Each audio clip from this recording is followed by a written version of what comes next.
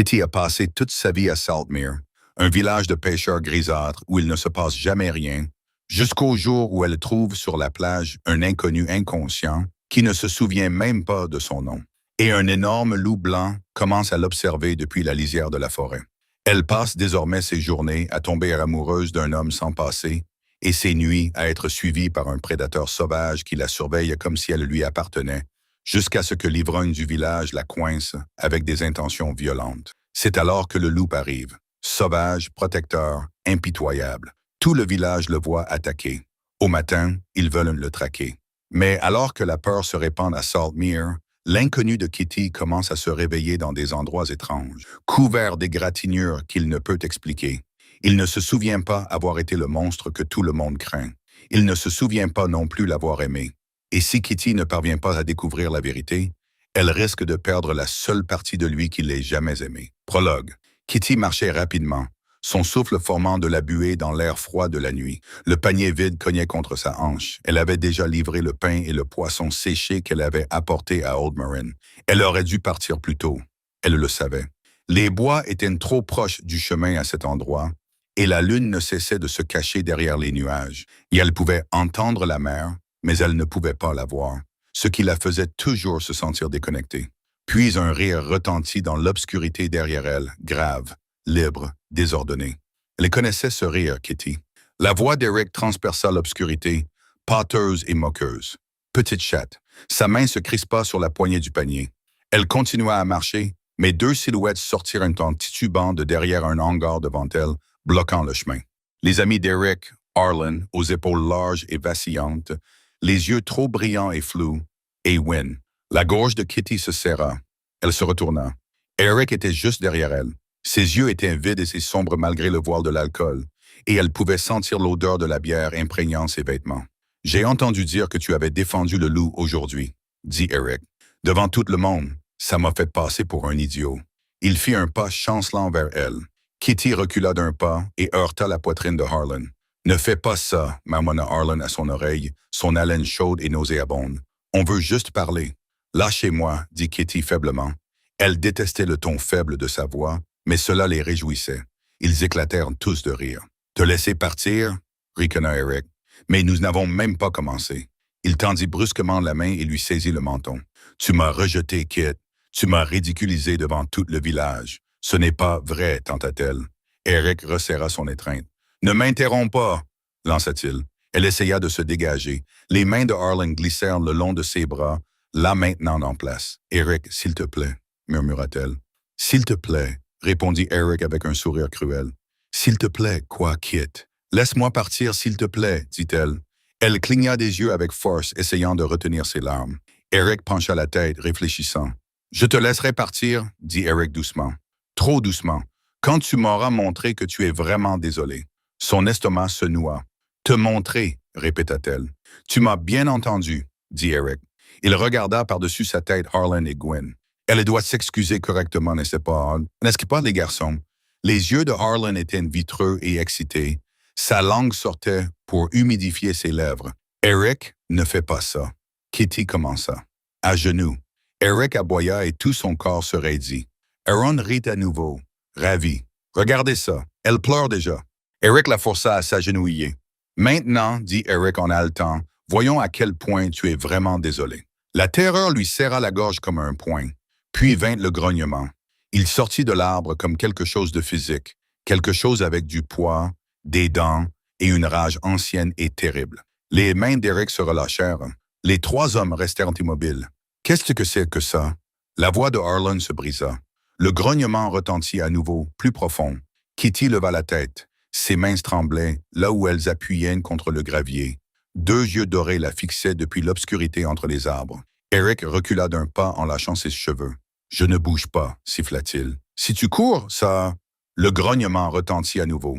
Puis le loup sortit de l'ombre pour entrer dans le clair de lune. Il était énorme, plus grand que tout ce qui aurait dû exister. Blanc comme un os, il retroussa lentement et délibérément ses babines, révélant des crocs aussi longs que ses doigts. Les hommes étaient figés. L'air semblait lourd, anormal.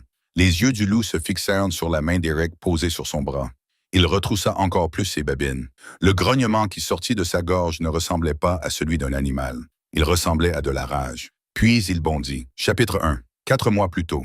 Pour comprendre pourquoi le loup est apparu dans les bois de Saltmere et pourquoi il est venu en aide à Kitty, il faut d'abord comprendre comment elle a rencontré Micah. Et cette histoire commence sur une plage tranquille à l'aube. Le ciel était de la couleur de l'étain vieilli et la mer était plate et grise en dessous. Kitty était déjà sur la plage, ses bottes en bandoulière, les pieds nus s'enfonçant dans le sable humide. Elle venait ici presque tous les matins avant que le village ne se réveille. C'était le seul moment de la journée qui lui appartenait entièrement. Pas de voix provenant des quais, pas de charrettes cahotant sur les pavés, juste les oiseaux, l'eau et les lents éclairs du ciel. Mais ce matin-là, il y avait une forme sur le sable qui n'avait pas sa place là. Pendant un instant, elle crut que c'était un phoque, mais c'était un homme. À moitié dans les vagues, immobile, Kitty laissa tomber ses bottes et courut. « Monsieur !» Elle tomba à genoux à côté de lui. Il était d'une beauté qui n'avait pas sa place dans un endroit comme Saltmere, dans un monde de viscères de poissons et d'eau grise. L'eau léchait ses jambes, ses hanches, mais le haut de son corps était hors de portée, et sa chemise, d'un tissu raffiné, plus raffiné que tout ce qu'elle avait jamais vu, était déchirée. Le visage de Kitty s'empourpra. Elle pouvait tout voir. Son torse large, ses muscles durs. Elle avait déjà vu des hommes torse nus, mais là, c'était différent. Cela provoqua en elle une sensation nouvelle, comme un nœud dans le ventre. Elle se surprit à suivre du regard les contours de son corps. « Concentre-toi », se dit-elle, mais ses mains tremblaient lorsqu'elle se pencha sur lui et pressa son oreille contre sa poitrine. Sa peau était froide, mais elle pouvait sentir les battements lents et réguliers de son cœur contre sa joue. Il était vivant. Elle leva les yeux vers le chemin au-dessus de la plage, le cœur battant à tout rompre. Heureusement, le vieux Brennan se traînait vers les quais. « Hé, Brennan !» cria-t-elle. « À l'aide! Allez chercher de l'aide !» Il la regarda en plissant les yeux, perplexe, puis finit par retourner vers le village lorsqu'il comprit. Kitty se retourna vers l'inconnu. Elle le tira plus loin sur le sable, loin des vagues qui tentaient toujours de l'emporter, et écarta les cheveux mouillés de son visage. Elle n'avait jamais voulu toucher quelqu'un auparavant. Pas comme ça. Pas avec cette curiosité douloureuse et désespérée de savoir quelle sensation lui procurerait sa peau sous ses doigts. Il ouvrit les yeux d'un bleu pâle et la regarda. Kitty en oublia de respirer. « Où ?» commença l'homme. Sa voix était rauque, brisée, et même cela fit battre son cœur. « Vous êtes sur une plage, » lâcha-t-elle. « Je veux dire, un miroir de sel, » continua-t-elle désespérément. « Vous avez échoué sur la plage, ce qui est possible. Vous pouvez le voir, évidemment. Arrêtez de parler, pensa-t-elle. Arrêtez de parler tout de suite. » Il essaya de s'asseoir et grimaça. « Comment vous appelez-vous » demanda-t-elle, essayant de paraître normale. Il ouvrit la bouche, la referma, secoua lentement la tête. « Je ne sais pas, dit-il, et le regard perdu dans ses yeux était pire que tout.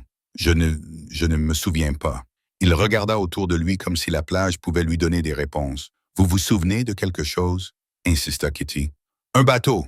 Une tempête. »« Non, » répondit-il d'une voix brisée. « Rien. » Il regarda ses mains comme si elles appartenaient à quelqu'un d'autre, comme s'il les voyait pour la première fois. La peur sur son visage lui serra le cœur. Puis Kitty entendit des voix. Brennan revenait et il avait amené d'autres personnes. Elle pouvait les voir sur le chemin au-dessus d'elle, la silhouette imposante de son père, les épaules voûtées de Garrick, d'autres personnes qui se rassemblaient. Elle n'avait que quelques secondes, peut-être moins. Kitty regarda l'inconnu, son beau visage perdu. Elle savait ce qui arriverait s'il n'avait pas de nom, s'il n'avait pas d'histoire. Salt ne faisait pas confiance à ce qu'il ne pouvait pas expliquer. Il le renverrait, le rejetterait à la mer, et elle ne le reverrait plus jamais. Cette pensée était insupportable. Elle devait trouver une solution. Elle devait. « Micah », décida-t-elle. Il cligna des yeux. « Pardon ?» demanda-t-il perplexe. « Tu t'appelles Micah », dit-elle en se penchant vers lui. « Tu es tombé d'un bateau. Tu t'es cogné la tête, mais tu t'appelles Micah. Tu comprends ?» Il la fixa du regard. Elle le fixa en retour. « Mais c'est lui qui a commencé. »« S'il te plaît, murmura-t-elle.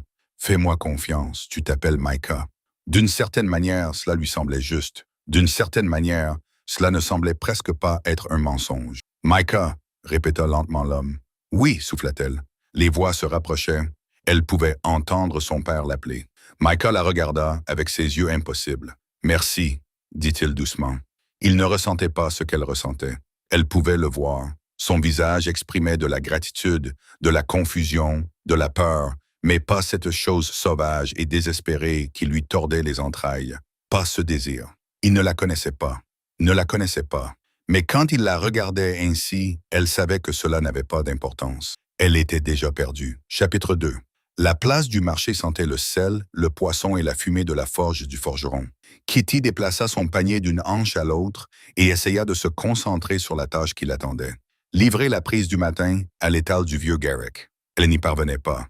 La forge se trouvait juste en face de la place, et Micah était à l'enclume, torse nu. Malgré la fraîcheur automnale, le marteau frappait le métal chaud à un rythme régulier qui semblait résonner dans sa poitrine.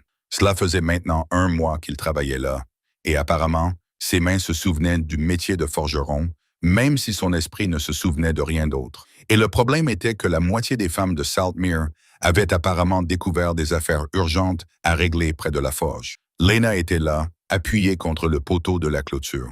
Bess apparut depuis le puits, qui était loin de la forge. Toutes deux observaient Micah travailler avec une concentration intense, habituellement réservée au comptage des pièces de monnaie. Kitty le savait, car elle ne les observait pas depuis derrière l'étal de poisson depuis au moins 10 minutes. Micah leva les yeux, repoussant ses cheveux noirs de son front avec le dos de la main.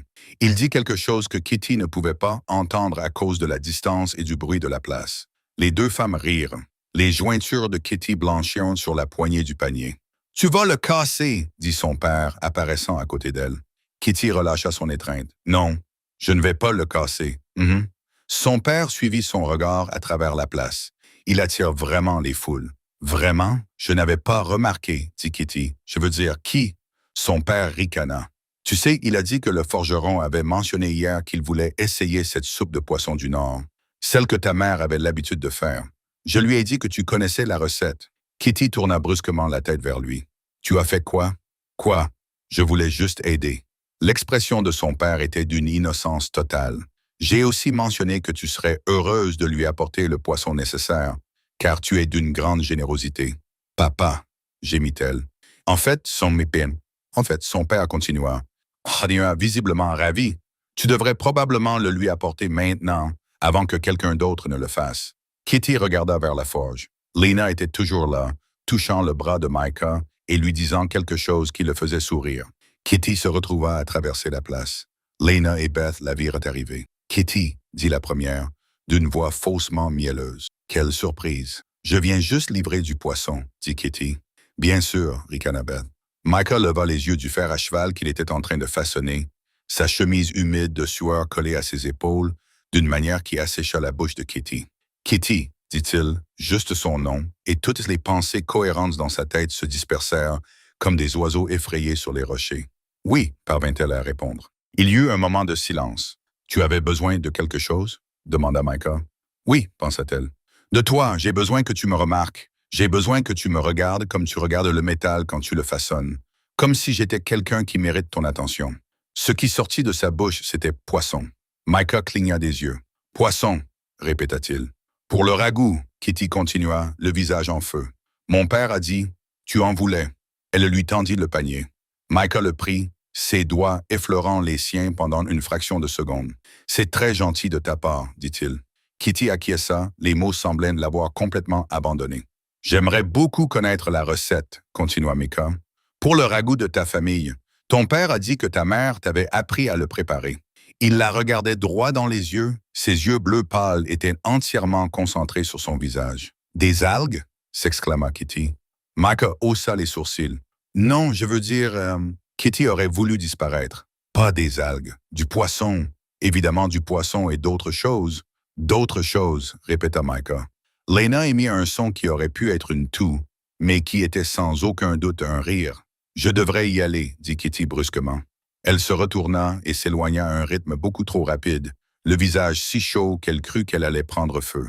Derrière elle, elle entendit Bess murmurer quelque chose à Lena. Ce n'était pas gentil.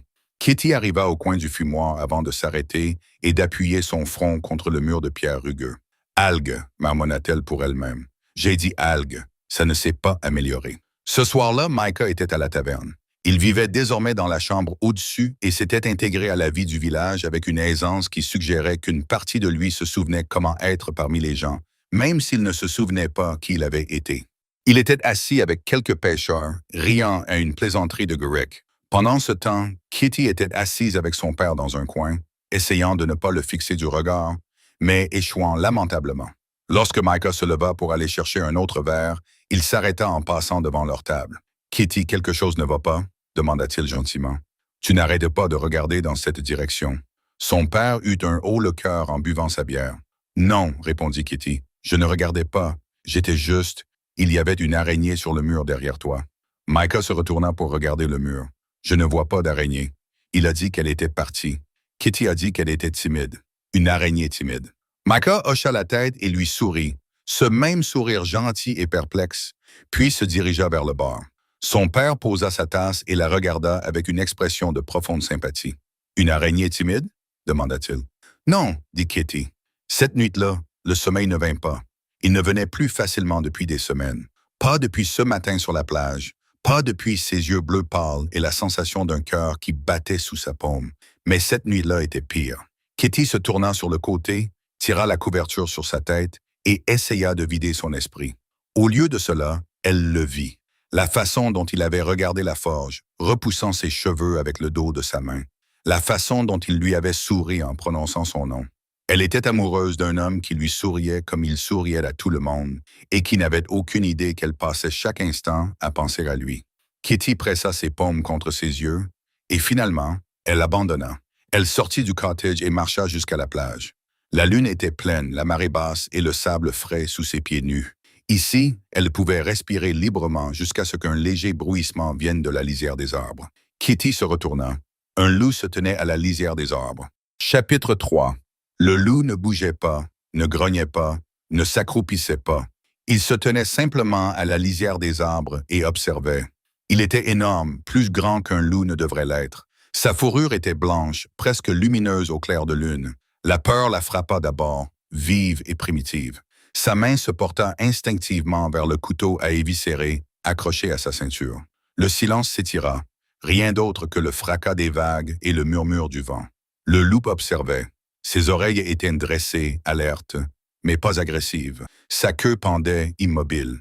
Tout dans son attitude disait « Je ne suis pas une menace. »« Bonjour » murmura Kitty. Les oreilles du loup se dressèrent. Un petit mouvement, signe qu'il l'avait entendu, mais il ne s'approcha pas. Et il ne partit pas.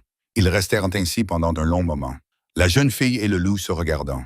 Finalement, lorsque la lune eut traversé le ciel, « Je devrais y aller, » dit Kitty doucement. « Mon père va s'inquiéter. » Les yeux dorés du loup fixèrent les siens pendant un long moment avant qu'il ne se retourne et ne disparaisse sans un bruit dans les arbres. La nuit suivante, elle y retourna.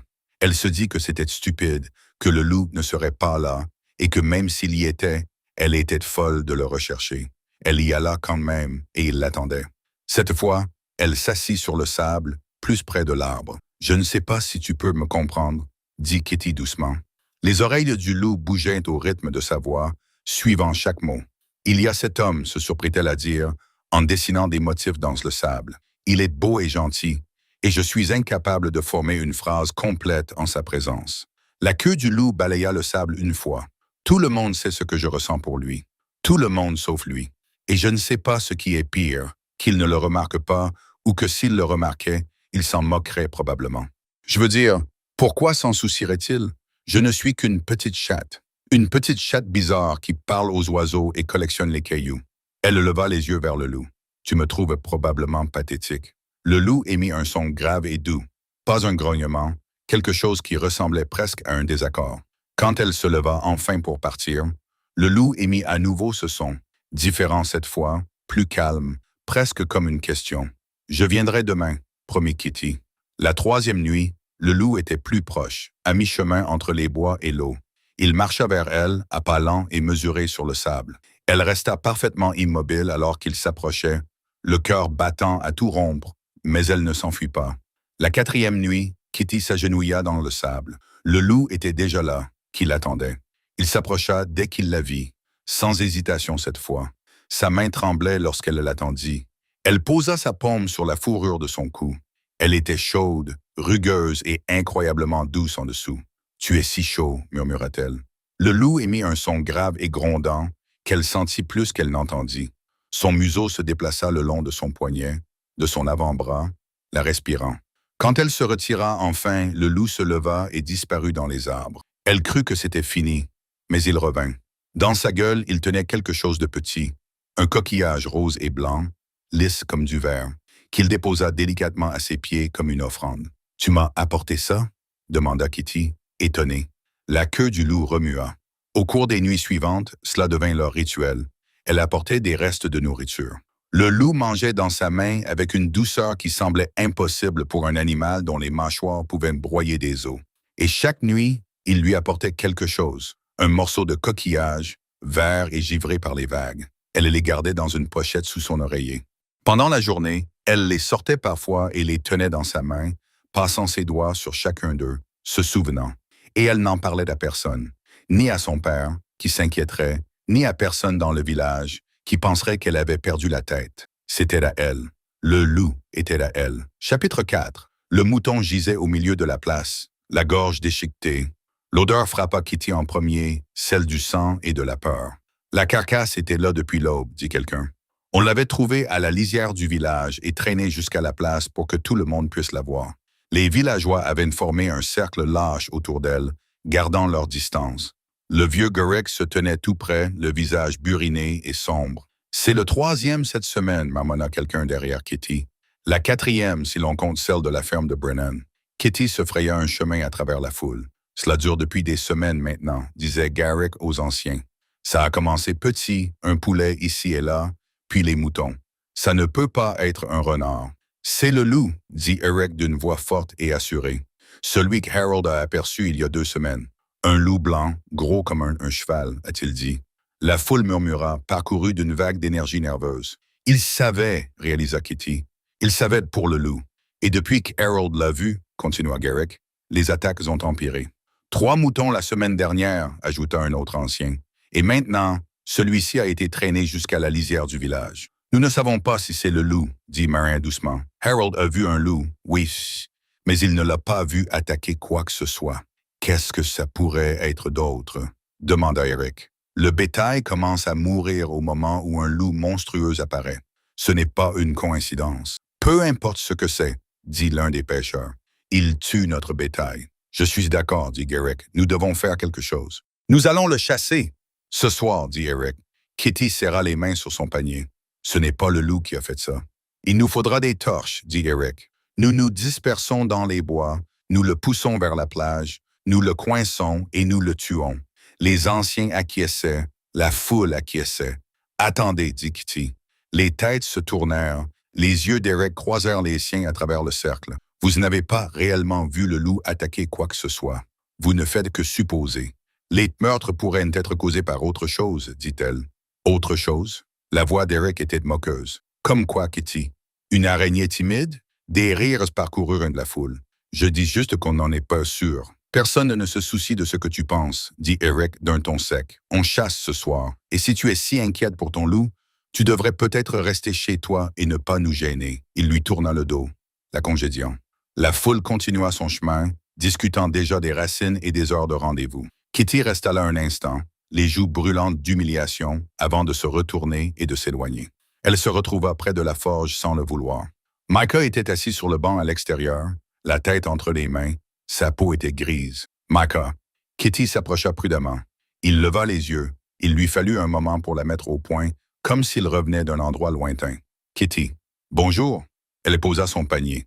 De près, il avait l'air encore plus mal en point. Ses mains étaient égratignées et à vif, le genre de marque que l'on se fait en rampant dans les ronces. « Tu vas bien? »« Oui, » répondit-il automatiquement. « Pourquoi? » Kitty désigna ses mains. Que s'est-il passé? Michael les regarda comme s'il les voyait pour la première fois. Il les retourna lentement, examinant les égratignures. « Je ne sais pas. »« Tu ne sais pas? Elles n'étaient pas comme ça hier. Je crois, » dit-il en s'interrompant, une expression de malaise traversant son visage. « Je me suis réveillé sur le sol de la forge ce matin, » dit brusquement Micah. « Je ne me souviens pas y être allé.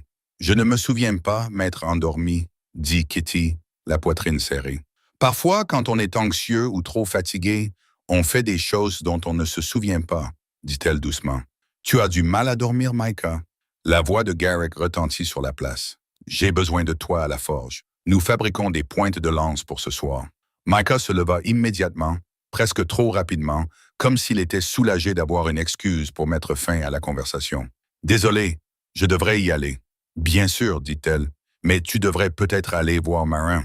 Elle aura peut-être quelque chose pour t'aider. Mika acquiesça, déjà en train de s'éloigner, les épaules affaissées. Kitty le regarda partir, son inquiétude grandissant. Il était clairement mal en point, épuisé, perdu. Et ce soir, le village allait partir à la chasse aux loups. Cet après-midi-là, elle alla voir Marin. La doyenne du village vivait dans une petite maison à l'autre bout de Saltmere. Petite et encombrée, chaque surface était recouverte de bocaux et de paquets d'herbes séchées. Kitty, dit Marin en ouvrant la porte avant que Kitty n'ait pu frapper. Entrez. Elle lui indiqua une chaise et commença à rassembler des bocaux sur ses étagères sans qu'on le lui demande. Tu veux quelque chose pour le forgeron? Demanda Marin. Ce n'est pas une question. Comment as-tu? Tu as l'air d'essayer de réparer quelque chose. Et tu as des vues sur ce garçon depuis qu'il s'est échoué sur la plage. Le visage de Kitty s'empourpra. Ce n'est pas vrai. Ne mène pas à une vieille femme. Marin posa 3 pots sur la table. Il a du mal à dormir. Quelque chose comme ça. Marin resta silencieuse un instant, pensive, puis elle reprit son travail, mélangeant des feuilles séchées dans un petit sac en tissu, racines de valérie, camomille, lavande. Dis-lui de le faire infuser dans de l'eau chaude avant de se coucher. Ça devrait l'aider à dormir au moins. Elle ferma le sac. Merci, dit Kitty en le prenant. Combien je dois? Rien, fit Marin en agitant la main. Considère ça comme un geste de gentillesse. Kitty aurait dû partir à ce moment-là. Mais l'inquiétude lui pesait sur la poitrine, et la maison de Marin lui semblait sûre. Marin n'avait rien reproché au loup plus tôt, et parce que les yeux de la vieille femme étaient bienveillants, parce que Kitty était si fatiguée de porter seule ce secret, elle lui raconta tout au sujet du loup, des nuits sur la plage. Marin écouta sans l'interrompre. Lorsque Kitty eut enfin épuisé ses mots, la vieille femme resta silencieuse pendant un long moment. « C'est peut-être un métamorphe, » dit finalement Marin. Kitty cligna des yeux. « Un quoi? Un métamorphe? » Marin se pencha en arrière sur sa chaise. Des créatures qui peuvent prendre 2 formes, humaine et animale. L'esprit de Kitty se vida, puis se mit à tourner à toute vitesse. Un métamorphe, une créature qui pouvait être à la fois humaine et animale. Son loup pouvait-il être un homme? Cette idée était folle, mais une fois qu'elle s'était installée dans son esprit, elle ne pouvait plus s'en défaire. « Mais s'il peut se transformer, dit lentement Kitty, si c'est une personne, pourquoi ne se retransformerait-il pas? Se montrer? » Marin haussa les épaules. Peut-être qu'il ne peut pas. Peut-être qu'il ne se souvient plus comment faire. Chapitre 5. Aujourd'hui. Juste après que le loup soit apparu pour défendre Kitty contre Eric, il bondit. Tout se passa en un instant. Eric poussa Kitty vers l'avant, l'utilisant comme bouclier, et elle heurta violemment le sol. Le gravier lui mordit les paumes. Le loup passa au-dessus d'elle, avec sa fourrure blanche, ses dents brillantes et un grognement qui ressemblait à un cri meurtrier. Il frappa Eric en plein dans la poitrine. Ils tombèrent ensemble dans un enchevêtrement de membres, de fourrures et de cris. Le couteau d'Eric cliqueta sur les pierres. Arlen criait quelque chose, brandissant sa torche comme une massue. Le loup se tordit dans les airs avec une rapidité et une grâce incroyables, et la torche de Arlen ne frappa que le vide. Wynne s'enfuit. Kitty recula à 4 pattes, le cœur battant si fort qu'elle ne pouvait plus respirer. Elle ne voyait plus rien, incapable de comprendre ce qu'elle voyait. Le loup était partout à la fois, un flou d'yeux blancs et dorés et de crocs qui brillaient au clair de lune. Arlen frappa à nouveau. Le loup attrapa son bras dans ses mâchoires, sans mordre, juste en le tenant, et Arlen poussa un cri aigu et terrifié. Le loup le lâcha et il trébucha en arrière, tomba et courut après Wynne. Eric était toujours au sol, rampant en arrière sur ses coudes, le visage blanc de terreur. Le loup s'approcha de lui, lentement, délibérément, chaque pas mesuré et précis. « Restez là !» haleta Eric. « Restez là, vous !» Le loup posa une patte massive sur la poitrine d'Eric, le clouant au sol. Eric se tut. Le loup baissa la tête jusqu'à ce que son museau soit à quelques centimètres du visage d'Eric. Il retroussa les lèvres. Ses énormes crocs brillaient. Eric pleurait. De vraies larmes coulaient sur son visage. Tout son corps tremblait. Le loup ne mordit pas. Il le maintint simplement là, une patte sur sa poitrine, et grogna longuement, lentement et délibérément. Une promesse. Puis, il retira sa patte. Eric s'enfuit si vite qu'il laissa son couteau derrière lui. Elle l'entendit se précipiter à travers les broussailles, toujours en sanglotant, courant pour sauver sa vie. Le loup se retourna. Ses yeux dorés trouvaient un Kitty. Il y avait du sang sur son museau. Pas beaucoup, juste une trace sur sa fourrure blanche, mais suffisamment. Ses flancs se soulevaient, sa respiration était haletante. Ses yeux étaient sauvages, pas tout à fait concentrés, comme s'il était quelque part entre la réflexion et l'instinct. Pendant un instant, elle vit ce que le village voyait. Un monstre, un prédateur, énorme et ensanglanté, debout dans l'obscurité, la violence encore palpable dans chacun de ses muscles. Puis il poussa un sifflement, un son doux et aigu, presque une question. Presque « Es-tu blessé ?» La sauvagerie disparut de ses yeux. Ce qui restait était familier, c'était le sien. Kitty se remit debout. Elle enroula ses bras autour de son cou et le sentit trembler. Le grand prédateur qui venait de disperser 3 hommes adultes tremblait comme une feuille. « Je sais », murmura-t-elle dans sa fourrure. « Tu me protégeais. » Le loup se blottit contre elle, sa tête massive nichée sous son menton. Puis elle l'entendit. Des voix, la lumière vacillante des torches entre les arbres. La chasse attirée par les cris, par le bruit, ils arrivaient. S'ils trouvaient le loup ici, avec du sang sur la gueule, et l'histoire d'Eric déjà répandue, il était mort. Kitty attrapa l'épaisse fourrure des épaules du loup et tira. « Baisse-toi, dit-elle d'un ton pressant. « Baisse-toi. » Le loup se coucha sur le ventre. Elle passa une jambe par-dessus son dos. Absurde, impossible. Elle n'avait jamais monté à cheval et serra les genoux contre ses flancs. Ses doigts s'agrippèrent à l'épaisse fourrure de son cou. « Va-t'en, dit-elle. Cours. » Le loup se leva d'un bond et disparut dans les bois. Chapitre 6. Le lendemain matin, Kitty n'avait pas dormi. Elle était restée assise dans le noir jusqu'à ce que l'aube se lève, grise et morne, sur l'eau, puis elle s'était forcée à se lever, à s'habiller et à marcher jusqu'à la place comme si c'était un matin comme les autres. Il y avait déjà beaucoup de monde quand elle arriva. Trop de monde pour une heure aussi matinale. Quelque chose n'allait pas. Eric se tenait au centre, le visage meurtri d'un côté. Harlan se tenait derrière lui, l'avant-bras bandé.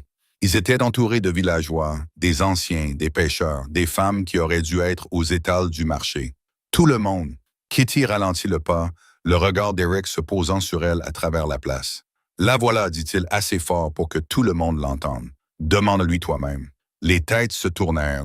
Kitty sentit le poids de tous les regards posés sur elle. « Eric était en train de nous raconter ce qui s'est passé hier soir, dit Garrick. La bouche de Kitty s'assécha. « Qu'est-ce qu'il a dit? »« Que tu as appelé le loup, » répondit la mère de Lena d'un ton sec et accusateur. « Que tu l'as apprivoisé. »« Ce n'est pas, » commença Kitty. Mais Eric lui coupa la parole. « Nous étions en patrouille, Aaron, Wynne et moi. Nous avons vu Kitty marcher seule vers les bois. Nous avons pensé qu'elle était en danger avec cette bête en liberté. Nous l'avons donc appelée pour l'avertir.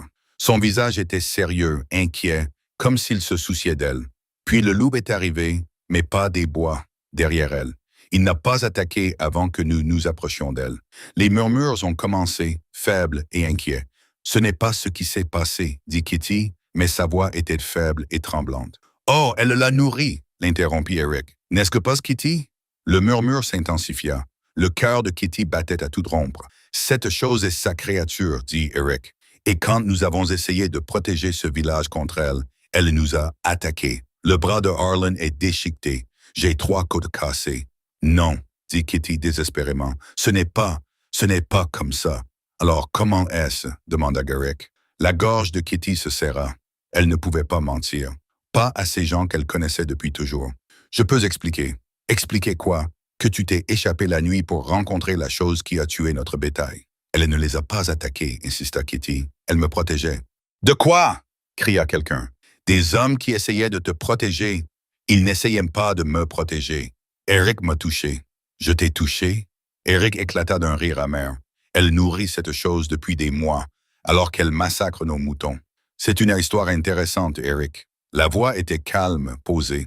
Elle tranchait dans le chaos comme un couteau dans l'or. Tout le monde se retourna. Micah entra dans le cercle. « Puis-je poser quelques questions ?» dit Micah. Le sourire d'Eric vacilla. « Quoi? Tu as dit que tu étais en patrouille. Toi, Harlan et Wynne, mais vous aviez bu. On avait bu quelques verres, » dit Eric sur la défensive. « Et alors? » Micah se tourna vers la foule. « Je suis passé devant la taverne, juste après le coucher du soleil hier soir. » Eric et ses amis en étaient déjà à leur 4e tournée au bar. Les murmures changèrent. « Et alors? » rétorqua Eric. « Après avoir bu? » demanda Micah en haussant les sourcils. « Cela semble dangereux. Ne voudrais-tu pas avoir l'esprit clair pour une patrouille? » Eric serra les mâchoires. « Tout allait bien. Tu as également dit que Kitty était hostile lorsque tu as essayé de l'avertir, a poursuivi Micah. Mais une femme seule la nuit aurait tout autant peur de 3 hommes ivres et bruyants que d'un animal sauvage. Peut-être même plus. Eric perdait son sang-froid.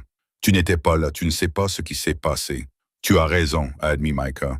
Je n'étais pas là, personne n'était là. C'est justement ce que je veux dire. Tout ce que nous avons, c'est ta parole. Et tu étais ivre.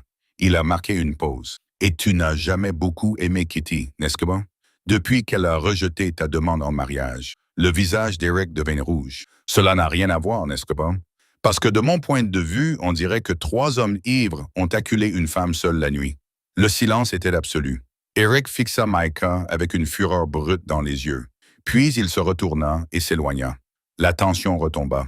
Les gens commencèrent à se disperser, murmurant entre eux, plus sûrs d'eux, plus en colère, juste confus. La place se vida lentement. Micah se tenait en face d'elle et quand leurs regards se croisèrent, il lui fit un petit signe de tête. Kitty se tenait seule sur la place et essayait de se rappeler comment respirer. Plus tard, le crépuscule arriva, gris et froid. Kitty sortit pour aller chercher de l'eau au puits. Elle était à mi-chemin quand elle le vit. Micah se dirigeait vers l'arbre, mais quelque chose n'allait pas. Ses bras pendaient le long de son corps, mou et sans vie. Ses yeux étaient vitreux, dans le vague. Kitty laissa tomber le seau et courut. « Micah » appela-t-elle. Il ne réagit pas. Elle le rattrapa et lui saisit le bras. « Micah, attends, Micah. » Elle toucha son visage. Sa peau était froide. « Micah, tu m'entends? » Rien. Pas même un signe de reconnaissance. Il retira son bras de son étreinte et continua à marcher vers les bois. « Micah, arrête !» dit Kitty désespérément. Elle regarda frénétiquement autour d'elle, mais la place était vide. Tout le monde était rentré pour dîner. Elle attrapa à nouveau son bras et utilisa tout son poids pour essayer de l'arrêter. Il se dégagea, plus fort cette fois, toujours aussi doux, mais imparable. Puis il arriva à la lisière de la forêt et s'enfonça dans l'ombre. Kitty le suivit dans les bois. La forêt devenait de plus en plus sombre et dense. Devant elle, la silhouette de Micah était à peine visible. Puis il s'arrêta.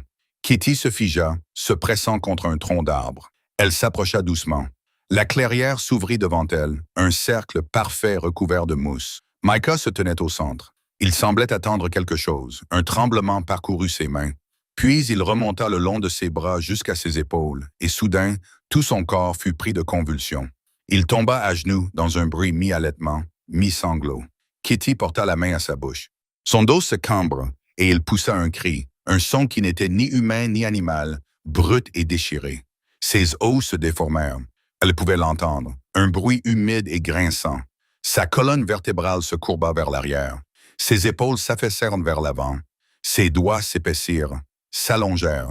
Kitty se mordit la main pour ne pas crier. De la fourrure poussa à travers sa peau comme du givre se répandant sur du verre, blanche et dense, recouvrant son corps par vagues. Ses vêtements se déchirèrent alors que son corps s'élargissait, se transformait. Son visage changea en dernier. Sa mâchoire s'allongea dans un craquement. Son nez et sa bouche s'avancèrent, se remodelant. Moins d'1 minute. Tout cela prit moins d'1 minute. Quand ce fut terminé, le loup se tenait là où Micah s'était agenouillé. Son loup. Les restes déchirés des vêtements de Micah gisaient éparpillés autour de lui. Kitty tremblait tellement qu'elle dut s'appuyer contre l'arbre. Le loup leva la tête. Ses narines se dilatèrent, testant l'air. Il tourna lentement en rond, à la recherche de quelque chose, puis il la trouva. Il traversa la clairière en 3 longues enjambées et se fraya un chemin à travers les broussailles jusqu'à ce qu'il se trouve juste devant elle. Il pressa son museau contre sa paume. Il poussa un doux sifflement aigu et appuya son front massif contre sa poitrine. Soulagé, le loup était soulagé de l'avoir trouvé. Les jambes de Kitty se dérobèrent sous elle. Elle s'agenouilla et enroula ses bras autour du cou du loup, enfouissant son visage dans son épaisse fourrure blanche. « Je sais, murmura-t-elle, je sais qui tu es. Tout va bien. » Le loup émit un grognement qui signifiait qu'il était satisfait. Il s'enroula autour d'elle, son corps chaud et solide. Bien sûr que c'était lui. Le timing, l'épuisement, les égratignures sur ses mains, les nuits perdues. La façon dont le loup la regardait avec ses yeux dorés. Elle aurait dû s'en rendre compte plus tôt. « Nous devons partir, dit-elle doucement. Les chasseurs sont toujours là-bas. S'ils te trouvent... » Elle se leva. Le loup se leva avec elle, se pressant contre elle. Ils traversèrent ensemble les bois. Chaque craquement de branche lui semblait être un chasseur. Chaque voix lointaine la faisait se figer. Sa maison apparut à travers les arbres, sombre, son père toujours parti à la recherche avec les autres hommes. Elle le conduisit à travers le jardin jusqu'à la porte arrière, puis monta l'escalier étroit jusqu'à sa petite chambre. Le loup fit 2 fois le tour de la pièce, testant le sol avec ses pattes, puis se coucha à côté de son lit avec un profond soupir. Kitty s'agenouilla à côté de lui. « Tu ne sais pas, n'est-ce pas? » murmura-t-elle. « Tu ne sais pas que tu es lui. Tu ne te souviens pas du tout avoir été Micah. » Les yeux du loup étaient à demi fermés, déjà en train de sombrer dans le sommeil. Il posa son menton sur son genou. Elle repensa à ce que Marin avait dit. « Peut-être qu'il ne sait pas ce qu'il est. Je suis la seule à le savoir, dit-elle doucement. Je suis la seule à savoir que tu es le même. » Le loup émit un léger gémissement. Ses yeux se fermèrent complètement. Kitty ne dormit pas. Elle en était incapable. La nuit s'étira, longue et silencieuse. Dehors, elle entendait des voix lointaines. L'équipe de recherche continuait ses recherches. L'aube arriva, grise et hésitante, à travers les volets. Les yeux de Kitty brûlaient de fatigue. Elle se leva lentement, s'étira et se retourna pour voir où était le loup. Il avait disparu. Micah était allongé sur le sol, là où se trouvait le loup. Il était recroquevillé sur le côté, endormi, un bras replié sous la tête. Ses cheveux noirs tombaient sur son front, et il était complètement nu. Chapitre 7. Kitty retint son souffle lorsque Micah ouvrit lentement les yeux. Il la regarda d'abord avec une légère curiosité, une reconnaissance endormie, puis il sourit, chaleureusement et sans réserve. Le genre de sourire que l'on adresse à un visage familier quand on est encore à moitié endormi. Ce sourire lui transperça le cœur comme une flèche. Puis son front se plissa. Il regarda autour de lui la petite pièce, les poutres en bois brut, le lit étroit, la fenêtre fermée.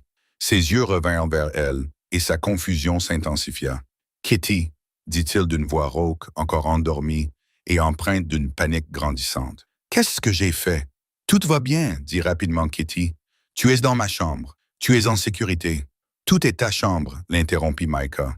Il regarda à nouveau autour de lui comme pour s'en assurer. « Personne ne t'a vu, » dit Kitty, essayant de paraître rassurante. « Personne ne sait que tu es ici. » Cela sembla aggraver les choses. Micah serra les poings dans la couverture. « Est-ce que je t'ai suivi ici? » Sa voix se réduisit à un murmure. « Est-ce que je t'ai fait mal? »« Non, » répondit Kitty immédiatement. « Enfin, oui, je veux dire, » elle vit son visage s'effondrer. « Je veux dire, tu m'as suivi ici, dit-elle rapidement, désespérément. « Mais tu ne m'as pas fait mal, Micah. » Elle essaya de sourire de manière encourageante, mais son visage passa du pâle au gris. « Qu'est-ce que j'ai fait? » demanda-t-il d'une voix à peine audible. Et puis Kitty comprit pourquoi il avait l'air si horrifié. « Il ne s'est rien passé, lâcha-t-elle. »« Micah, rien. On n'a rien fait. Tu as juste dormi, c'est tout. » Il n'avait pas l'air convaincu. « Je devrais y aller, dit-il, la voix serrée par la honte. »« Attends, dit Kitty fermement. Écoute, Micah, il y a quelque chose que tu dois savoir. » Tout son corps était tendu, prêt à s'enfuir. Kitty s'approcha, tendit lentement la main et toucha son bras. Il se figea au contact. « Reste, » dit Kitty doucement. « J'ai besoin de te dire quelque chose et j'ai besoin que tu m'écoutes avant de parler. Tu peux faire ça? » Il la fixa longuement. Puis il acquiesça, ne faisant pas confiance à sa voix. Kitty prit une inspiration. « Hier soir, je t'ai suivi dans les bois, » dit-elle. « Tu étais somnambule. Je pense que tu es allé dans une clairière. » Elle fit une pause. C'était le moment. Le moment où elle lui a dit « Et puis tu t'es transformé », révéla-t-elle. Micah fronça les sourcils. « Pardon, Quoi? Tu t'es transformé », répéta Kitty. Micah secoua lentement la tête. Il n'avait vraiment aucune idée de ce dont elle parlait. « Marin, le doyen du village, m'a parlé des métamorphes », expliqua Kitty. « Des gens qui peuvent se transformer, qui ont le pouvoir de prendre une forme différente. »« Une forme différente ?» répéta Micah, incrédule. « Une forme animale, » dit Kitty. Et puis, comme il n'y avait pas d'autre moyen de le dire, parce qu'il fallait le dire, « Tu es le loup blanc, le loup blanc. » Les yeux de Micah s'écarquillèrent. « Le loup que tout le monde recherche. »« Je sais que ça semble fou, » dit rapidement Kitty, « mais je te promets, Micah, je l'ai vu de mes propres yeux. » Micah la fixa du regard.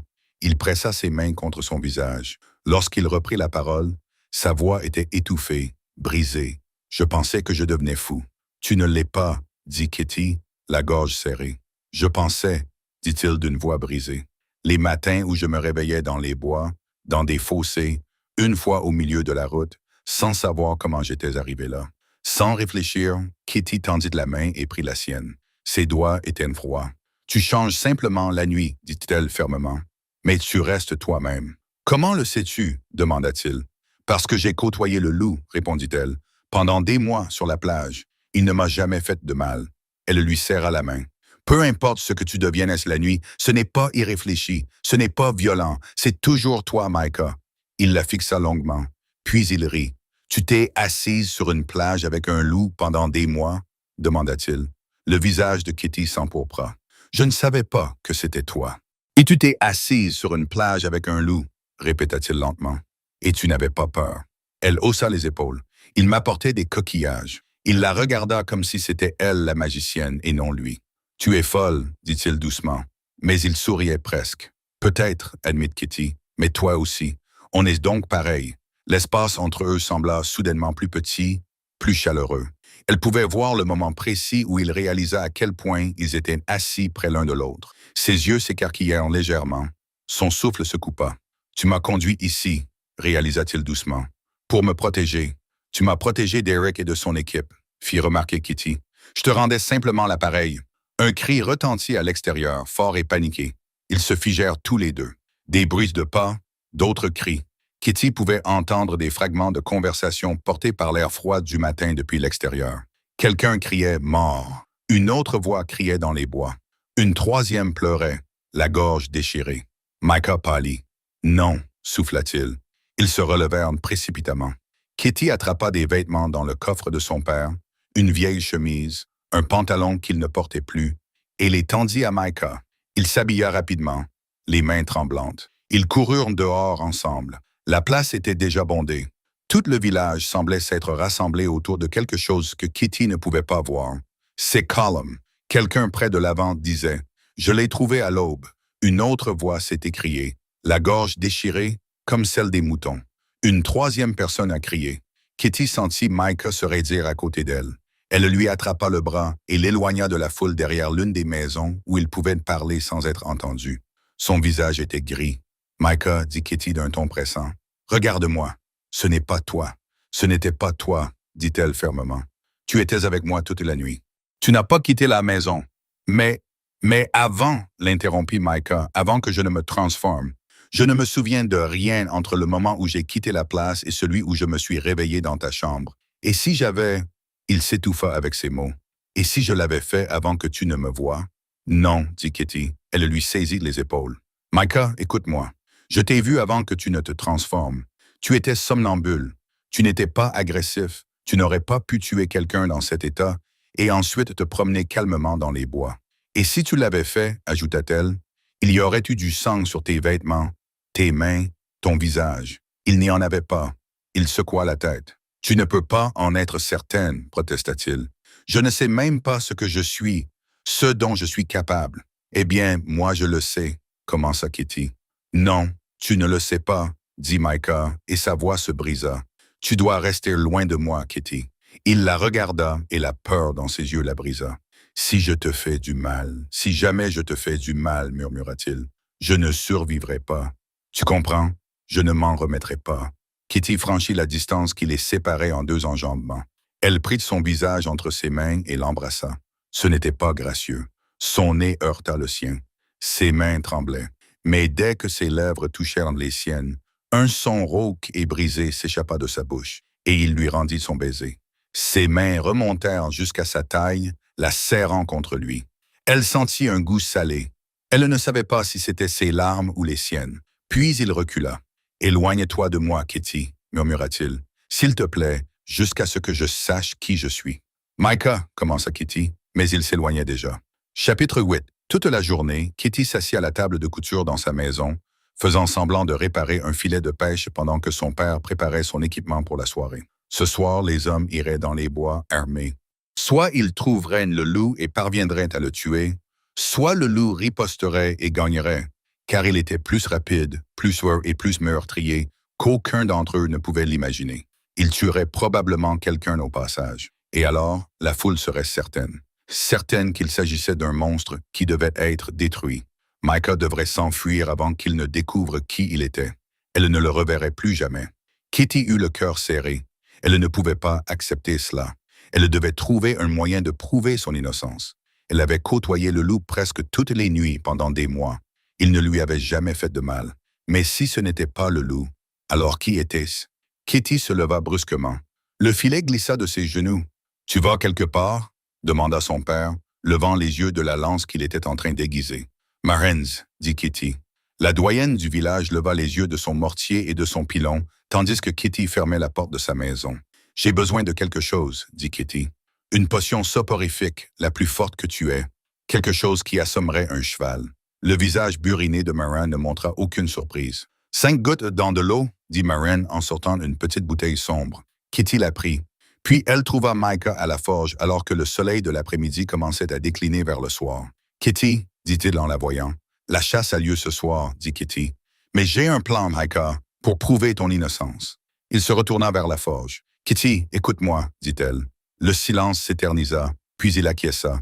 Kitty prit une inspiration. « Et si nous pouvions prouver que tu n'étais pas le loup ce soir? Et si, pendant la chasse, tu n'étais pas capable de te transformer? » Les mains de Micah s'immobilisèrent sur le tisonnier. « Comment? »« Une potion soporifique, » répondit Kitty. « Assez puissant pour maintenir un homme adulte inconscient pendant des heures. Si tu le prends avant le début de la chasse, alors si quelque chose arrive ce soir, nous saurons que ce n'était pas toi. » Micah se tourna vers elle. L'espoir dans ses yeux était presque douloureux à voir. « Et si ça ne marche pas sur le loup? » demanda-t-il. « Alors on t'attachera d'abord, » répondit Kitty. Elle pouvait voir la guerre dans ses yeux. « Pourquoi fais-tu cela pour moi? » demanda-t-il finalement. « Parce que je t'aime, pensa-t-elle. Parce que tu es à la fois l'homme dont je suis tombée amoureuse sur la plage et le loup qui m'apporte des coquillages. Parce que je ne peux pas te perdre. Parce que tu es innocent, dit-elle. Et je peux le prouver. » Micah la regarda longuement. Puis il acquiesça. Où? Le hangar à bateau était froid et sentait le goudron et l'eau salée. Kitty arriva la première, alluma une seule lanterne et la posa sur une caisse renversée. Les ombres qu'elle projetait étaient longues et vacillantes. Micah arriva juste au moment où la dernière lueur disparaissait du ciel. « Assieds-toi, » dit-elle doucement en lui indiquant un endroit dégagé sur le sol. Kitty sortit la bouteille de sa poche, compta les gouttes dans un verre d'eau. Micah but d'un trait. « Combien de temps avant que ça fasse effet? » demanda-t-il. « Bientôt, » répondit Kitty. Elle s'agenouilla à côté de lui avec la corde.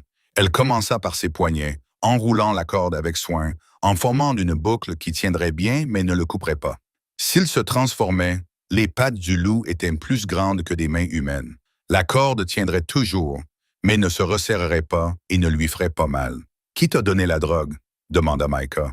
Ses mots commençaient à devenir légèrement indistincts. « Morin, » répondit Kitty. « Elle sait ce qu'elle fait. » Les paupières de Micah se fermèrent. « Oui, je peux. » Il gloussa d'un rire détendu et endormi. « Je peux le dire. » Il essaya d'ouvrir les yeux. Kitty passa à ses chevilles, les mêmes nœuds soignés, en testant chacun d'entre eux. « D'ici demain, j'espère que nous saurons qui te tend un piège, » dit-elle doucement. « Me tendre un piège? » demanda Micah d'une voix endormie. Kitty s'assit à côté de lui, si près que leurs épaules se touchaient presque. « Oui, quelqu'un doit te piéger. Eh bien, le loup, parce que si ce n'est pas toi, alors c'est quelqu'un d'autre, n'est-ce pas? » La tête de Micah tomba sur son épaule. « Kitty, » murmura-t-il.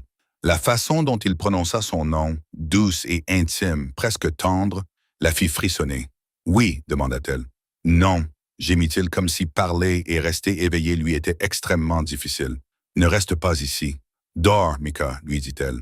Elle commença à lui caresser les cheveux du bout des doigts. Il frissonna à son contact. « Kitty, » répéta-t-il, luttant pour prononcer ces mots. « Tu rentres chez toi, n'est-ce pas? Ne reste pas ici avec moi. »« Ce n'est pas sûr. »« Je ne resterai pas, » dit Kitty. Ce n'était pas un mensonge. Elle ne resterait pas dans la remise. « Bien, » marmonna-t-il. Il marqua une pause. « Et toi, tu rentres chez toi, n'est-ce pas? »« Oui, Kitty. » Elle ne répondit pas, se contentant de continuer à lui caresser les cheveux. « Dors, » dit-elle à la place. Il essaya de la regarder. « Ah, Kitty, » dit-il, puis il gémit et ferma les yeux. Elle attendit que sa respiration s'approfondisse, que tout son poids s'appuie contre son épaule. Puis elle le secoua doucement. « Micah. » Sa tête reposait contre elle, la tension qui habitait habituellement sa mâchoire, et ses épaules avaient complètement disparu. Elle passa ses doigts sur sa pommette, gravant ce souvenir dans sa mémoire, car ce qu'elle s'apprêtait à faire était dangereux, et si quelque chose tournait mal, non, elle ne pouvait pas penser ainsi. Elle le déplaça avec précaution, posant sa tête sur une voile pliée. « Désolé. » murmura-t-elle en repoussant une fois de plus ses cheveux en arrière. « Je ne peux pas rentrer à la maison. Nous devons savoir pour ton bien. » Elle prit sa lanterne, puis elle sortit du hangar et s'enfonça dans la nuit. Son plan était simple, dangereusement simple. Si Micah était ligoté et inconscient, incapable de se transformer, incapable de bouger, alors tout ce qui arriverait cette nuit-là ne pourrait pas être lui. Mais elle devait être dans les bois pour en être témoin. La forêt s'étendait devant elle, sombre et vaste. Elle pouvait déjà entendre des voix au loin. La foule se rassemblait, se dispersait, commençait la chasse. Les mains de Kitty tremblaient tandis qu'elle serrait la lanterne. Elle était terrifiée, mais elle devait le faire pour Micah. Elle s'avança entre les arbres. La lanterne projetait un petit cercle de lumière autour d'elle, repoussant l'obscurité, mais la rendant également visible. Elle avançait lentement, essayant de rester silencieuse, même si chaque pas semblait incroyablement bruyant. Elle pouvait entendre la chasse se propager dans la forêt, le craquement des branches, les hommes qui s'appelaient les uns les autres. Un bruit à sa gauche la fit se figer. Les voix se rapprochaient, son cœur battait à tout rompre. S'il la trouvait seule ici, il lui poserait des questions auxquelles elle ne pourrait pas répondre. Il pourrait même l'accuser de conspirer avec le loup. Elle devait se cacher. Les voix se faisaient de plus en plus fortes. Elle pouvait voir la lumière des torches scintiller entre les arbres. Elle éteignit sa lanterne, se plongeant dans l'obscurité. L'absence soudaine de lumière la désorientait. Elle voyait à peine ses propres mains. Seul le faible clair de lune filtrant à travers la canopée éclairait un peu. Les voix étaient très proches maintenant. Kitty tomba à genoux et rampait dans un épais buisson, se plaquant contre le sol. Des branches lui éraflaient le visage. Quelque chose de pointu lui transperçait la paume. La lumière des torches balayait les buissons. Elle retint son souffle. Deux hommes passèrent à quelques centimètres d'elle. « Il faudrait vérifier du côté de la plage », disait quelqu'un. Ils continuèrent leur chemin. La lumière de la torche s'estompa. Kitty expira bruyamment. Elle commença à ramper pour sortir et sentit quelque chose à côté d'elle. Du tissu, des vêtements. Quelqu'un était dans les buissons avec elle. La terreur la saisit. Elle tourna lentement la tête. Cela ne bougeait pas. Quoi que ce fût, c'était complètement immobile. Peut-être juste des vêtements abandonnés, pensa-t-elle désespérément. Les hommes revenaient vers elle, balayant les buissons avec leurs torches. La lumière balaya à nouveau les buissons. Et dans ce bref éclair, Kitty vit ce qui se trouvait à côté d'elle. Un corps, un homme mort couché sur le côté, les yeux grands ouverts et vitreux, du sang sur la bouche. Finn, l'amie de son père. Le cri lui échappa avant qu'elle ne puisse l'arrêter. Elle se débattit en arrière, se précipitant hors des buissons. « Qui est-ce là ?» appela une voix, des pas se précipitant vers elle. Kitty essaya de se lever pour courir, mais ses jambes ne répondaient pas. Une torche apparut au-dessus d'elle, puis un visage. « Eric, Kitty, dit-il, l'air choqué. Derrière lui, Wynne tenait une autre lampe torche. « Que faites-vous ici ?» Elle fut envahie par un sentiment de soulagement. Quelqu'un qui pourrait nous aider. « Elle est là. Elle est là ?» haleta-t-elle. « Il y a quelqu'un dans les buissons. »« Calme-toi, dit Eric en s'accroupissant à côté d'elle. « Tu es blessé? »« Non, je ne suis pas blessé. »« Il y a un corps, dit Kitty. Dans les buissons, juste là, je l'ai touché. » L'expression d'Eric changea. Il échangea un regard avec Wynne. « Un corps. Finn, dit Kitty. Des larmes coulaient sur son visage. « C'est Finn. Il est mort. »« Montre-moi, dit Eric. » Il l'aida à se relever. Elle désigna les buissons d'une main tremblante. « Là, dit Eric en la dépassant pour s'enfoncer dans les buissons. Sa lampe torche éclaira l'endroit d'où elle s'était enfuie. Kitty resta immobile, se serrant dans ses bras. Elle pouvait entendre Eric écarter les branches, puis le silence. « C'est Finn, » confirma Eric en sortant des buissons, la gorge déchiquetée, tout comme Colum. « Le loup, » dit Wynne. « Ça doit être le loup. »« Non, » dit Kitty. Les deux hommes se tournèrent vers elle. « Comment ça non ?» demanda Eric. « Ça ne peut pas être le loup, » dit Kitty Gown. « Le loup est une métamorphe, une personne qui peut se transformer en loup. Je sais qui c'est, et ils ne font pas ça parce qu'ils ne peuvent pas. Ils dorment en ce moment. » Eric la fixa du regard. « Un métamorphe. »« Oui, » dit Kitty Weedy. « Je sais que ça semble fou, mais je l'ai vu de mes propres yeux. Et ce soir, je les ai drogués. Je leur ai donné un somnifère. Ils sont ligotés dans le hangar à bateau de mon père en ce moment. Ils n'auraient pas pu faire ça. Je peux le prouver. Tu as drogué quelqu'un, dit Eric. Son expression avait changé. Elle s'était durcie. Pour prouver leur innocence, expliqua Kitty, tu ne comprends pas? S'ils dorment et sont ligotés et que quelqu'un meurt quand même, alors nous savons que ce n'était pas le loup. C'est quelqu'un d'autre. Quelqu'un tue des gens et fait croire que c'est le loup. Il est dans le hangar à bateau de ton père, conclut Eric, drogué, ligoté. Exactement, dit Kitty soulagée. On peut y aller tout de suite. Je vais te montrer et ensuite on pourra le prouver à tout le monde. Eric l'attrapa. Sa main se posa sur sa bouche avant qu'elle ne puisse émettre le moindre son. Les yeux de Kitty s'écarquillèrent. Tu aurais dû te taire, dit Eric doucement à son oreille. La terreur l'envahit, froide et absolue. Wynne va dans le hangar de son père, dit Eric. Tue le loup pendant qu'il dort. Wynne hésita, regarda Eric et Kitty. Pourquoi? Vas-y, dit Eric. Il recula, puis se retourna et s'enfuit en courant. Kitty ne pouvait plus respirer. Elle avait commis une erreur terrible et fatale. Et Micah, drogué, sans défense et ligoté dans le hangar à bateau, n'avait aucune idée de ce qui l'attendait. Chapitre 9. Kitty essaya de se débattre, se jeta en arrière, tenta de lui piétiner le pied. N'importe quoi. Arrête, siffla Eric à son oreille. Tu sais à quel point ça a été facile de tuer Colum et Finn. Quelque chose de froid se pressa contre sa gorge. Du métal. Tranchant. Un couteau contre la gorge. Eric continua à parler comme si de rien n'était. Ensuite, je maltraite la carcasse avec une lame recourbée, pour que ça ressemble à des griffes. Un loup blanc dans les bois et soudain, tous les moutons morts sont l'œuvre d'un monstre. Les gens sont tellement stupides quand ils ont peur. Kitty poussa un cri contre sa paume. « Si seulement tu m'avais épousée, petite chatte, » dit Eric. Tout cela aurait pu être évité. Mais non. La petite Kitty préférait observer les oiseaux et collectionner des cailloux plutôt que d'écarter les jambes pour un homme.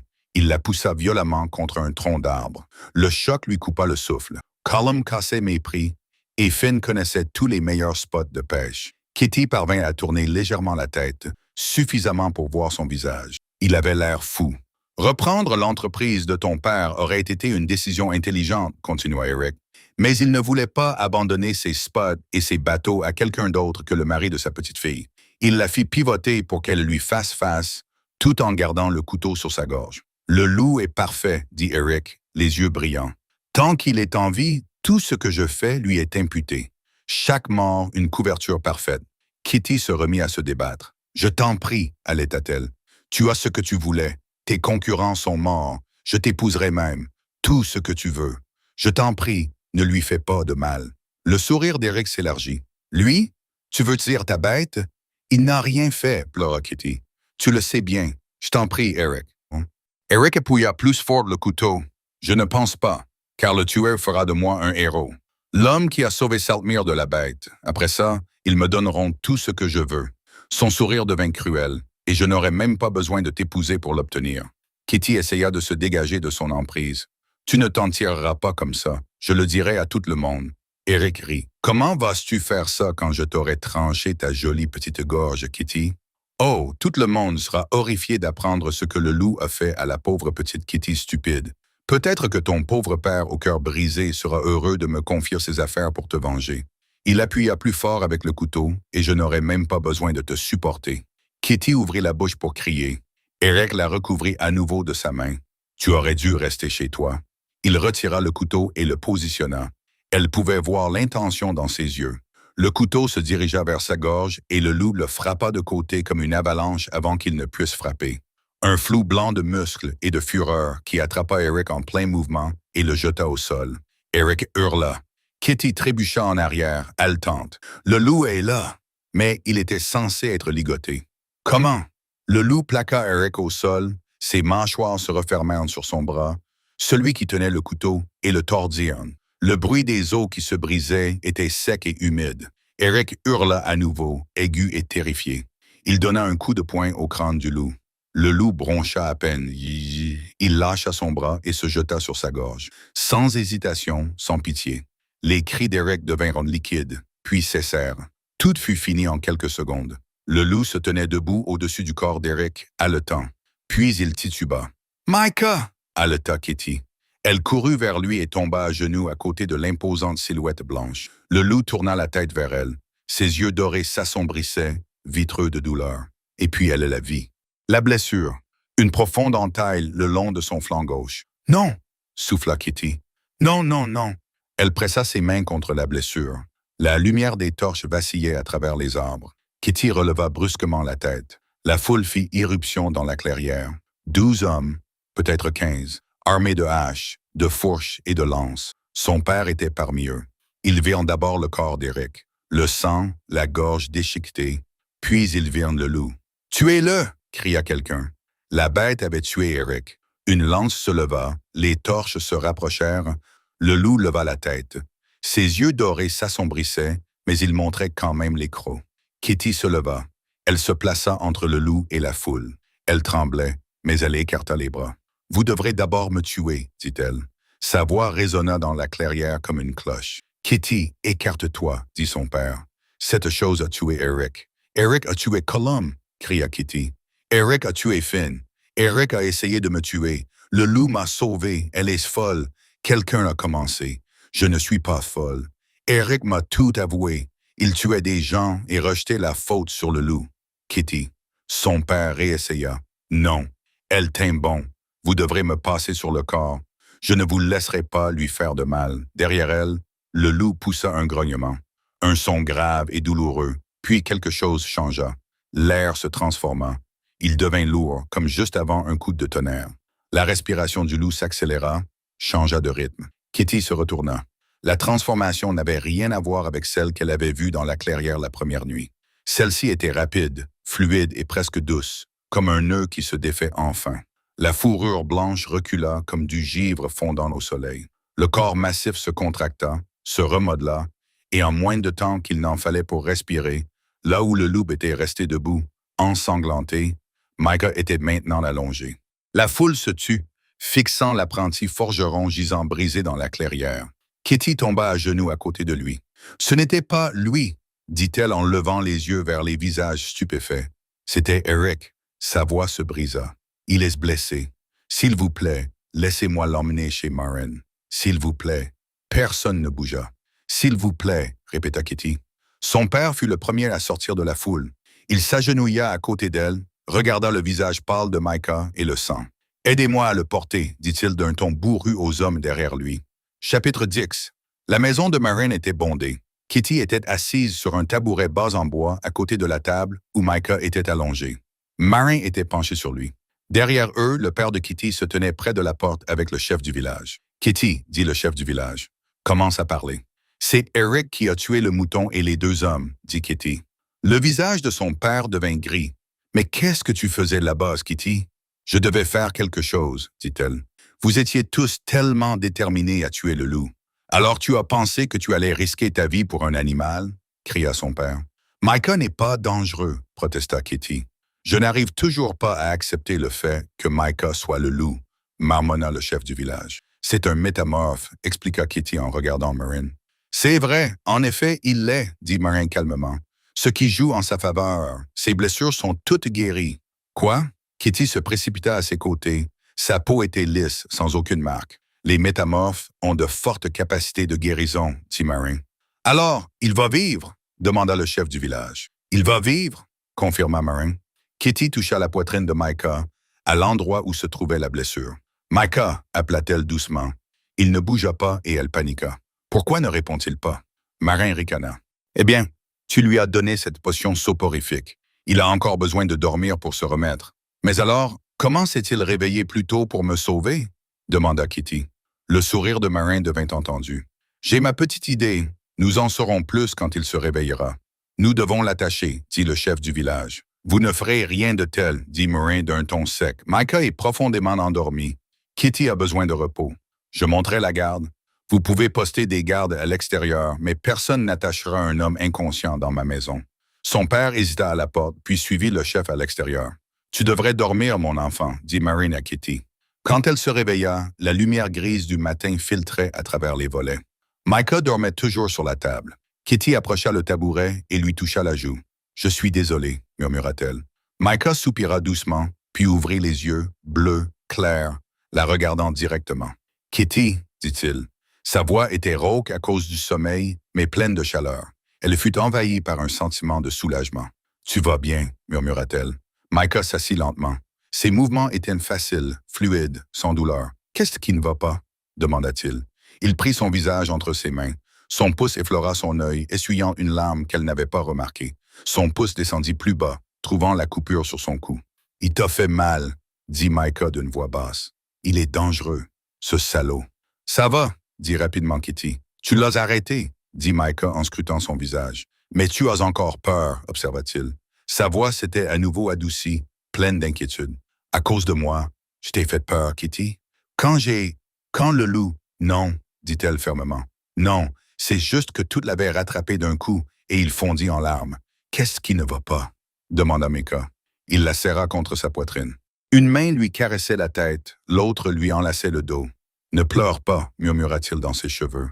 C'est fini maintenant, mon amour. Tu es en sécurité. Ces mots interrompirent ses sanglots et lui coupèrent le souffle. Elle voulait le croire. Mais les villageois, Micah, dit-elle à travers ses larmes, ils t'ont vu te transformer. Ils ne comprendront pas ce que tu es. Peut-être. Peu importe, dit Micah. Sa main continuait à caresser ses cheveux, à les apaiser. Tout cela n'a plus d'importance. Son sourire était radieux. Kitty, je me souviens de tout maintenant, grâce à toi.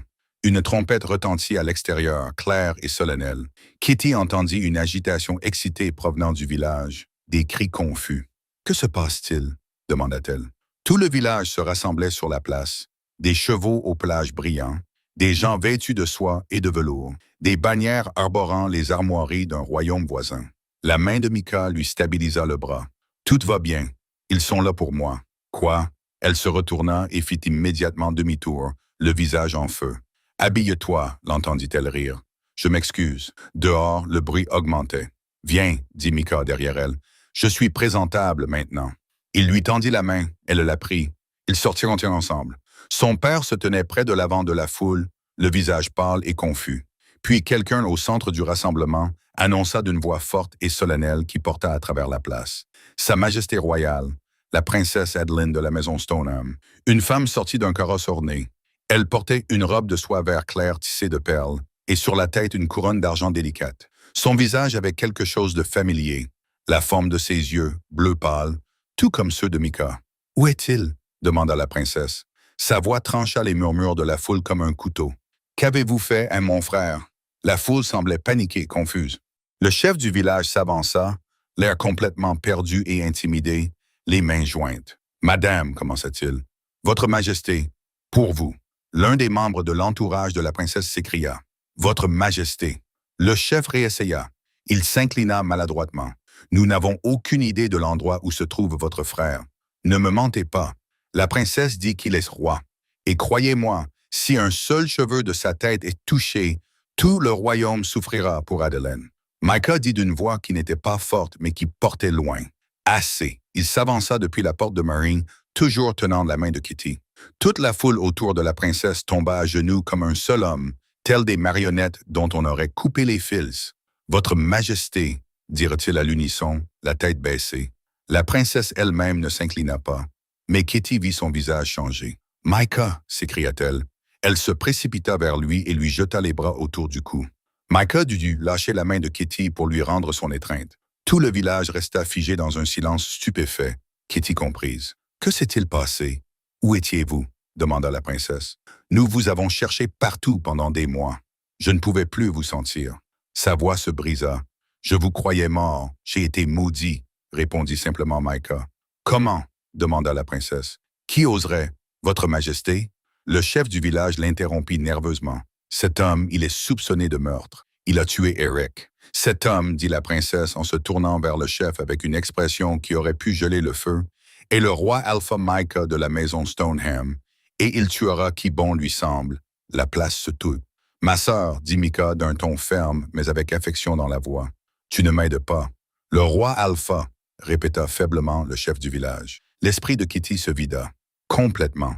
Le roi Alpha, Micah était un roi, elle l'avait ligoté dans le hangar à bateau de son père. « Je devais punir Eric, » dit Micah en s'adressant à la foule. « Il allait tuer ma Kitty. Il avait déjà essayé de lui faire du mal une fois auparavant. » Toute la foule, nouveaux venus et villageois confondus, se tourna vers elle pour la regarder. Elle s'éclaircit la gorge. « C'est vrai, dit-elle. Eric. C'était Eric qui a tué le bétail et qui a tué Colum et Finn, pas Micah. » Les villageois avaient l'air surpris. Des murmures se propagèrent parmi eux comme le vent dans les blés. « C'est vrai, dit une voix à l'arrière de la foule. Eric me l'a avoué. » Wynne s'avança. Il était pâle mais déterminé. Ses mains tremblaient légèrement, mais sa voix était ferme. Micah lui fit un petit signe de tête, juste un hochement de menton. Wynne lui rendit son signe. « Qui est-ce, Eric? » demanda la princesse. « Micah. Celui qui t'a maudite. »« Non, » répondit Micah en secouant la tête. « C'était la reine Vesper. Celle que tu as rejetée? » demanda la princesse amusée. « C'est bien elle, » confirma Micah. Il grimaça. « Elle n'a pas apprécié mon rejet, ce qui était en partie ma faute, je suppose. Je n'ai pas été très prévenant dans ma façon de le lui dire. Quoi qu'il en soit, elle m'a maudit pour que j'oublie qui j'étais, expliqua-t-il. Pas seulement un roi, mais même un loup. Je ne me souvenais pas avoir besoin de me transformer. Et lorsque mon corps finissait par se transformer par nécessité, j'oubliais instantanément. J'oubliais que j'étais un homme lorsque j'étais un loup et que j'étais un loup lorsque j'étais un homme. C'est pourquoi je ne pouvais pas te trouver grâce au lien, demanda la princesse. Micah acquiesça. La malédiction était spécifique. Je resterais ainsi jusqu'à ce que quelqu'un puisse aimer mes deux moitiés sans savoir qu'elles ne faisaient qu'une. Il y eut un silence. Puis quelqu'un du village, Lena, dit « Oh, il parle de Kitty. » Quelqu'un d'autre, sans doute Bess, dit « Oui, ça doit être Kitty. » Et maintenant, tout le monde acquiesçait en murmurant son accord. « Oui, Kitty aime Micah. Elle est amoureuse de lui depuis qu'il s'est échoué ici. C'est tellement évident. » Kitty avait envie de mourir. Non seulement c'était vrai, embarrassant, douloureux, évident, mais maintenant, elle allait perdre Micah de toute façon, parce qu'il était roi et qu'elle n'était que la figue d'un pêcheur qui parlait aux oiseaux. Et Micah se tourna vers elle. « Merci, Kitty, » dit-il doucement. La princesse la regarda aussi. Elle sourit, mais c'était un sourire poli. « Oui, merci, petite paysanne, » dit-elle, comme si Kitty n'avait aucune importance dans son monde. Micah se tourna vers sa sœur et grogna, les yeux brillants. « Tu t'adresses à ma compagne et à ta future reine, » dit-il. « Sois plus respectueuse. » Les yeux de la princesse s'écarquillèrent, puis elle rayonna. « Oh » s'exclama-t-elle, « c'est ta compagne, vraiment. »« Oui » répondit Micah. Sa voix s'était adoucie. Il regardait à nouveau Kitty. Il y eut un mouvement à la porte et Marin apparut. « Comme je le pensais, » dit la vieille femme avec un sourire satisfait. « C'est pour cela qu'il a pu se réveiller quand tu avais besoin de lui, malgré le courant d'air. Tu es sa compagne. »« Je ne sais pas trop ce que cela signifie, » murmura Kitty. « Il t'expliquera, ma chérie, » dit Marin avec un petit sourire. Micah prit les deux mains de Kitty.